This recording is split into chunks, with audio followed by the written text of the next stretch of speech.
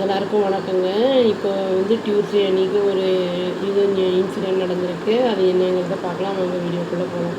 PM Modi Tuesday அன்னைக்கு Chinese foreign மினிஸ்டரை meet பண்ணியிருக்காரு. வேங்கி அப்படிங்கிறவரை அவரோட அஃபீஷியல் ரெசிடென்ஸில் மீட் பண்ணியிருக்காரு. அந்த கண்ட்ரீஸோடைய டென்ஷனை அந்த இதை பற்றிலாம் டைஸு அதை பற்றிலாம் பேசுகிறதுக்காக மீட் பண்ணியிருக்காரு. அந்த யுஎஸ் பிரசிடென்ட் டொனால்ட் ட்ரம்ப் அந்த இது போட்டிருக்காருல, நம்மளுக்கு டேரிஃப் போட்டிருக்காருல்ல, அதுவும் சேர்த்து தான் இன்க்ளூடிங் 50% போட்டிருக்காருல, அதுக்கு அகென்ஸ்டாகவும் மூவ் பண்ணியிருக்காருல, அதை பற்றியும் பேசுகிறதுக்குமே கூப்பிட்ருக்காரு. என்ன சொல்லியிருக்காருன்னா, நம்மளுக்கு பீஸும் ஸ்டெபிலிட்டியும் இருக்கணும் அப்படிங்கிறத சொல்லியிருக்காரு. இந்தியா சைனா பார்டரோட இதை வலியுறுத்தியிருக்காரு. அதாவது மியூச்சுவலாக அக்செப்டபுளாக இருக்கணும், பவுண்ட்ரி ரிசல்யூஷன் ஃபேராக இருக்கணும் அப்படிங்கிறத சொல்லியிருக்காரு. பிஎம் எக்ஸில் என்ன போட்டிருக்காரு அப்படின்னா நான் ஃபினான்ஸ் மினிஸ்டரை மீட் பண்ணதை பற்றி ரொம்ப நான் ஹாப்பி அப்படின்னு சொல்லியிருக்காரு. லாஸ்ட் இயர் நான் இவரை மீட் பண்ணேன், பிரசிடெண்ட்டை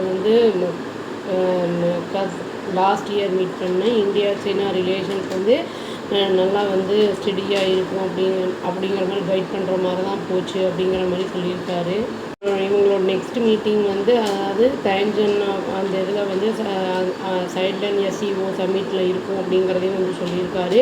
ஸ்டேபிளாக ப்ரெடிக்டபுளாக கன்ஸ்ட்ரக்டிவாக இருக்கணும், டைஸ் சைனாவுக்கும் இந்தியாவுக்கும் இருக்கிற மாதிரி இருக்கும் அப்படிங்கிறத சொல்லியிருக்காரு. கான்ட்ரிபியூட் பண்ணுற மாதிரியும், அப்புறம் குளோபலாக பீஸ் அண்ட் ப்ராஸ்பரிட்டி இருக்கிற மாதிரியும் இருக்கும் அப்படிங்கிறத சொல்லியிருக்காரு.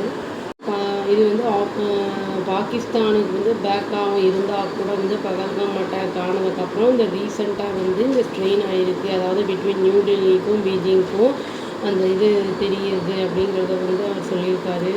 மீட்டிங்கில் national security adviser Ajit Doval அப்படிங்கிறவர் அதில் பங்கெடுத்துப்பார் அப்படிங்கிற மாதிரி சொல்லியிருக்காங்க. எக்ஸ்டர்னல் அதாவது மினிஸ்ட்ரி ஆஃப் எக்ஸ்டர்னல் அஃபேர்ஸ் அதை சொல்லியிருக்காங்க. 24th round of special representative talks அப்படின்னு சொல்லியிருக்காங்க. இது இந்தியா சைனா பவுண்ட்ரி இஷ்யூ பற்றி 2 டே விசிட்காக வந்திருக்காரு இந்த வேங்கி அப்படிங்கிறவர். இது bilateral discussion external affairs minister ஜெய்சங்கரோடையும் நடந்திருக்கு. இது சைனா என்ன சொல்லியிருக்காங்கன்னா ப்ராமிஸ் பண்ணியிருக்காங்க அப்படி சோர்ஸஸ் என்ன சொல்லுங்கள், இந்தியாவோட கன்சர்ன்ஸ் பற்றி, அதாவது ரேர் எர்த்ஸு, அப்புறம் ஃபெர்டிலைசர்ஸு, டனல் போரிங் மெஷின்ஸ் பற்றிலாம். அப்புறம் மண்டே அன்றைக்கி ஜெய்சங்கர் என்ன ஹைலைட் பண்ணியிருக்காரு அப்படின்னா discussions economic and trade issues பற்றி, அப்புறம் pilgrimage, people to people contacts, river data sharing, border trade பற்றி, அப்புறம் கனெக்டிவிட்டி அண்ட் பைலேட்ரல் எக்ஸ்சேஞ்ச் பற்றிலாம் இருக்கும் அப்படிங்கிறது சொல்லியிருந்தாங்க. ஜெய்சங்கர் அவர் என்ன சொல்லியிருக்காரு அப்படின்னா பப்ளிக் ரிமார்க்ஸில் என்ன சொல்லியிருக்காரு அப்படின்னா டிஃப்ரென்சஸ் அதாவது டிஃப்ரென்ஸ் டிஸ்பியூட்டாக மாறக்கூடாது, காம்படிஷனாக கான்ஃப்ளிக்ட் ஆகக்கூடாது அப்படிங்கிற மாதிரி ஆட் பண்ணியிருக்காரு. அந்த விசிட் போத் சைட்லேயும் ஆப்பர்ச்சுனிட்டி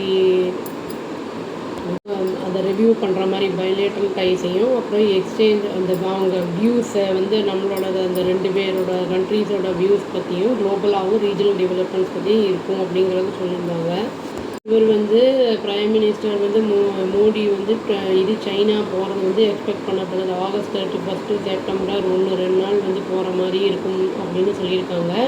டான்ஜின் சைனா அந்த இதுக்காக கோஆப்ரேஷன் ஆர்கனைசேஷனுக்காக போவார் அப்படிங்கிற மாதிரி எதிர்பார்க்கப்படுகிறது. அங்கே போய் சைனா விசிட்க்கு அப்புறம் இனி ஃபர்தராக ஏதாவது சேஞ்சஸ் பண்ண போகிறாங்களா என்ன ஏது அப்படிங்கிறது இனிமேல் தான் தெரிய வரும்.